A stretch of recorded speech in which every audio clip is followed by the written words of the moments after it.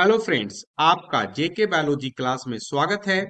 और आज के हम इस वीडियो में बात करेंगे कि अगर आप C S I R NET 225 का दिसंबर का एग्जामिनेशन दे रहे हैं या 26 में गेट का एग्जाम दे रहे हैं तो ये आपको वीडियो जरूर देखनी चाहिए, है ना।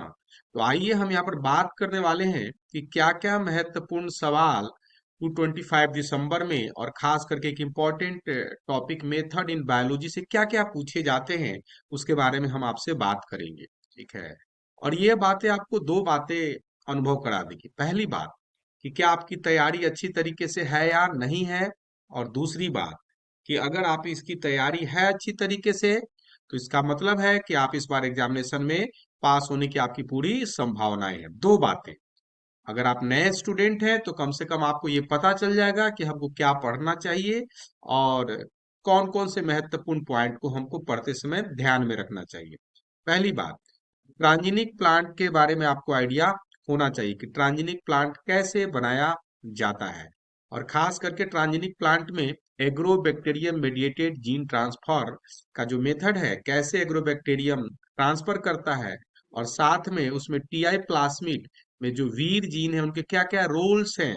अलग अलग वीर जीन होते हैं, वीर ए है, वीर जी है, और उसी तरीके से वीर डी है, ई1 है, ओपाइंस है, इनके क्या क्या रोल है, ये आपको जाननी चाहिए। दूसरा एक महत्वपूर्ण सवाल और कॉन्सेप्ट पूछा जाता है, ट्रांसजीन। अगर आपने ट्रांजिनिक प्लांट बनाया है तो उसके कितने कॉपी नंबर है, कितने कॉपी नंबर है, कौन कौन से क्रोमोजोम्स पर इंटीग्रेट किए, सेम क्रोमोजोम्स पर है या अलग अलग क्रोमोजोम्स पर है, होमोजाइगस है या हेट्रोजाइगस है।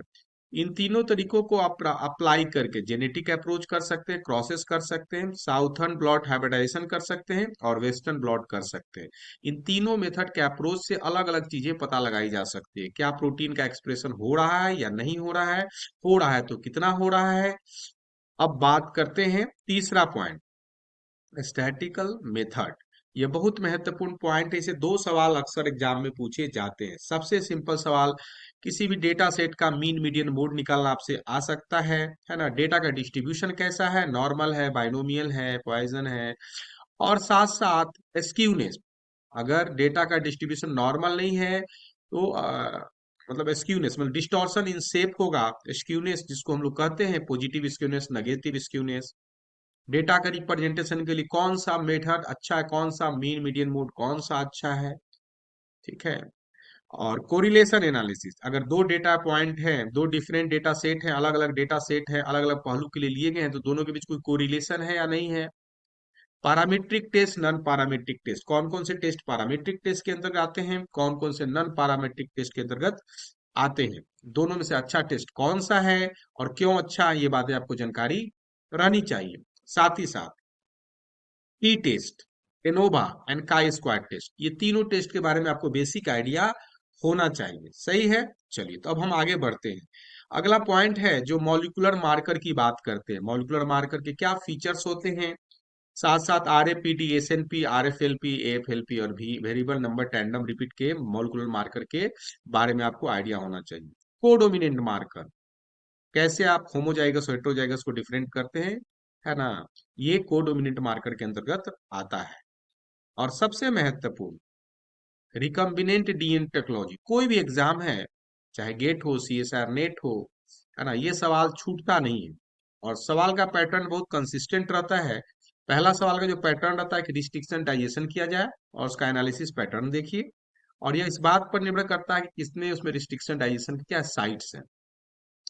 ब्लंट इंड या स्टिकी इंड, दोनों का एनालिसिस करने के साथ अगर हम क्लोनिंग का इस्तेमाल करते हैं स्टिकी इंड से, तब तो जीन का ओरिएंटेशन सही होता है। लेकिन अगर ब्लंट इंड रिस्ट्रिक्शन डाइजेशन है वेक्टर और लाइगेंड में, और इस परिस्थिति में अगर हम उसको क्या करते हैं, क्लोनिंग करते हैं वेक्टर में, तो आपका जीन ओरिएंटेशन का प्रॉब्लम होता है। तो जीन ओरिएंटेशन को कैसे हम चेक करेंगे, यह बात बहुत महत्वपूर्ण है और बहुत कंसिस्टेंट सीएसआर नेट में पूछी जाती है।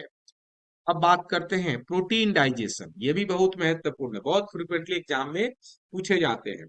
प्रोटीन डाइजेशन में तीन चार जो एंजाइम्स है, खास करके ट्रिप्सिन, कैस्पेज, काइमोट्रिप्सिन, सीएनबीआर का क्या रोल है, कैसे प्रोटीन डाइजेशन करते हैं, क्या पैटर्न ऑब्टेन होता है ना। जैसे ट्रिप्सिन लाइसिन और आर्गानिन को काटते हैं, लाइसिन और आर्गानिन से काटते हैं।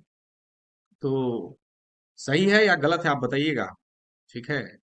प्रोटीन डाइजेशन के साथ साथ प्रोटीन इंटरेक्शन की भी बातें बहुत महत्वपूर्ण है कि अगर दो प्रोटीन इंटरेक्शन हो रहा है तो कैसे पता करेंगे, अगर ये इंटरेक्शन नॉन आयोनिक है या कोवलेंट इंटरेक्शन है, डाइसल्फाइड बॉन्ड है, तो एचडीएस नॉन आयोनिक को तोड़ता है और कोवलेंट जो डाइसल्फाइड इंटरेक्शन बना हुआ बीटा मेथनॉल तोड़ता है, रिड्यूसिंग एजेंट है। बहुत फ्रिक्वेंटली इस पॉइंट से सवाल पूछे जाते हैं। अब बात करते हैं बेसिक कॉन्सेप्ट।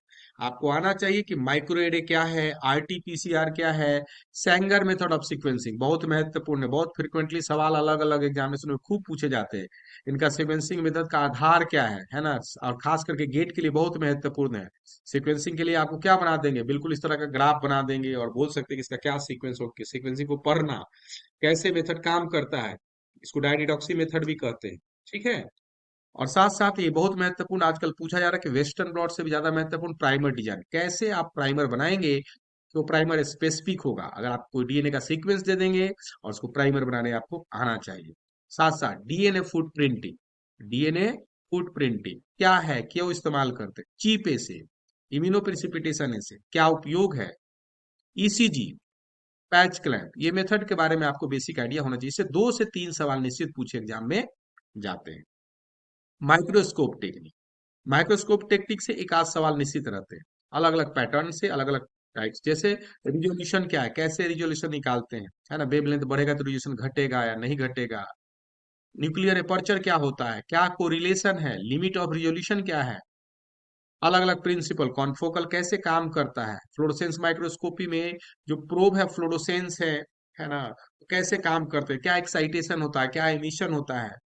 दो फ्लोरोसेंस मॉलिक्यूल का इस्तेमाल करके कैसे हम पता कर सकते हैं कि डिफ्यूजन हो रहा है नहीं, डिफ्यूजन हो रहा है तो आप लोग क्या करते थे। दो टेक्निक है जानना है, फ्रेट, है ना, दो मॉलिक्यूल कैसे इंटरेक्ट कर रहे हैं, फ्रेट टेक्निक से हम लोग क्या करते हैं, इस्तेमाल कर सकते हैं। एक का इमिशन दूसरे का एक्साइटेशन काम करेगा तो फ्रेट का इस्तेमाल कर सकते हैं। हिस्टोकेमिस्ट्री, है ना, antibody digestion, piping pepsin beta methanol से डाइजेशन कैसे करेंगे तो क्या होगा। Different kind of ELISA method, direct indirect, है ना, सैंडविच एलाइसा, कॉम्पिटिटिव एलाइसा, क्या फीचर्स है, कौन कब हमको उपयोग करना है। और साथ साथ में फैक्ट्स ग्राफ का एनालिसिस भी हमको जानना चाहिए कि कैसे हम चार्ट के पैटर्न को पढ़ेंगे। चार्ट अगर दिया हुआ है, फैक्ट से सेपरेशन किया गया हुआ है, तो आपको पढ़ना है कि कौन कौन से, जैसे मान लीजिए दो एंटीबॉडी के रिस्पेक्ट में हमने सेपरेशन किया है, दो एंटीबॉडी का इस्तेमाल करके सेपरेशन किया है ए और बी के रिस्पेक्ट में, तो कौन कौन से जो सेल है ए प्लस और बी प्लस है कौन से क्वाड्रेंट में आएंगे, ए माइनस बी माइनस कहाँ पर आएंगे, फाइल को पढ़ने आना चाहिए। और खास करके यही सवाल बार बार में एग्जाम में आज तक 8 10 वर्ष के समय पूछा गया है। अब बात करते हैं फ्लोरोसेंस प्रोटीन के बारे में, इम्यूनो एसिड के बारे में, एक्साइटेशन एमिशन क्या होता है, प्रोटीन का क्वांटिफिकेशन करना, खास करके लैम्बर्ट बीएलआ का इस्तेमाल करके कैसे क्वांटिफाई करेंगी, है ना, अननोन सैंपल का क्वांटिफिकेशन करना है। मोलर एक्सटेंशन कोफिशिएंट क्या होता है ये आपको जानना चाहिए। Use of CD spectra, CD spectra से क्या इस्तेमाल करते हैं, सेकेंडरी स्ट्रक्चर पता करते हैं, अल्फा बीटा पता करते हैं, कौन से मॉलिक्यूल का सेकेंडरी स्ट्रक्चर पता कर सकते हैं, क्या फीचर्स होना चाहिए, ये बात अगर आपको आती है तो आप अच्छा करेंगे। Role of mass mass spectroscopy, mass spectroscopy का क्या रोल है, कैसे मास स्पेक्ट्रोस्कोपी से एम बाई जेड का मतलब किसी भी मॉलिक्यूल के निकालते हैं, और कैसे कंपैरिजन करके हम बता सकते हैं कि कौन मतलब कितने तरह का फ्रेगमेंट इस प्रोटीन के बनेंगे। और लास्ट में mark capture method, mark capture method मतलब कैसे आप, है ना, जैसे किसी पॉन्ड में कैलकुलेट कर सकते हैं, एस्टिमेट कर सकते हैं कि कितने मात्रा में क्या है आपके जो मतलब उपलब्ध मतलब पक्षी है, सॉरी मछली है। और इससे महत्वपूर्ण बात कि अगर आपको ये वीडियो लगा अच्छा तो आप अपने दोस्तों के साथ शेयर करें, चैनल को सब्सक्राइब करें। एक और मैं बात, बहुत महत्वपूर्ण बात बताना चाहता हूँ। ये सारी बातें जो टॉपिक है, ये सारी बातों को, टॉपिक को हमने इंस्टेंट नोट है बायोलॉजी में क्या है जिक्र किया है, जो कि अमेजन पर उपलब्ध है। आप चाहें तो उसको भी परचेज कर सकते हैं, नहीं तो हमसे डायरेक्ट भी आप संपर्क कर सकते हैं 6202692436 पर। ठीक है। और अपना वैल्यूबल कमेंट जरूर लिखें, ये हमारा नए वीडियो बनाने के लिए मनोबल बढ़ाता है। Thank you for watching the video. हम आपके नए वीडियो में फिर आपसे हम मिलते हैं। Thank you once more.